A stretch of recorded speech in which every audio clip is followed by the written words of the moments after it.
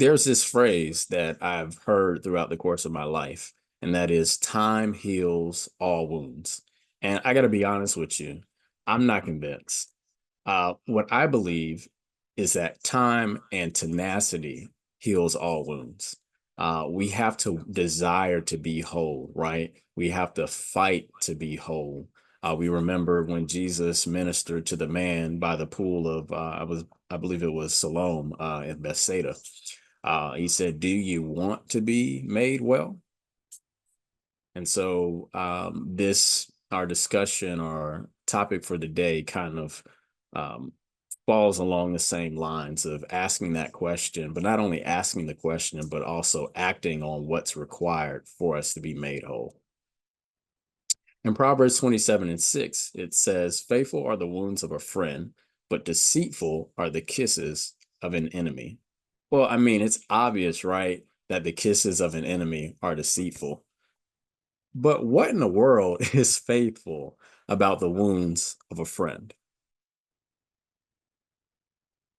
And so that is what I like for us to investigate this morning. Faithful wounds. Faithful wounds.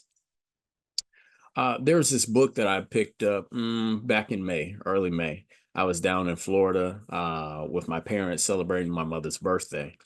She wanted to go to an Amish restaurant not too far outside of Tampa. So, I drove my parents there. We had a good meal, good time of fellowship. And as I'm sitting there in the lobby area, because they have the restaurant, but they also have a bookstore and meeting rooms, uh, my attention is drawn to the right to this bookshelf that has various books on it. And I see this book called The Miracle Journey: Guideposts to Restoration After Heartbreak and Loss. And it covers topics such as the ones listed here. Now, the author, Paul Stutzman, has written a number of books. He's a hiker. He likes to get out into the wilderness, be outdoors. And oftentimes, as a result of his travels and journeys, he ends up writing various reflections. Well, this book in particular is a reflection on Paul's journey to wholeness. His spouse had previously passed away, and as he was writing about stepping through the grief of this loss, he ended up connecting with someone else. They believe that they were brought together to write a book of sorts, um, which I believe was the precursor to this book, but that didn't happen. And so their romance kicked off, and eventually our friend Paul found himself alone.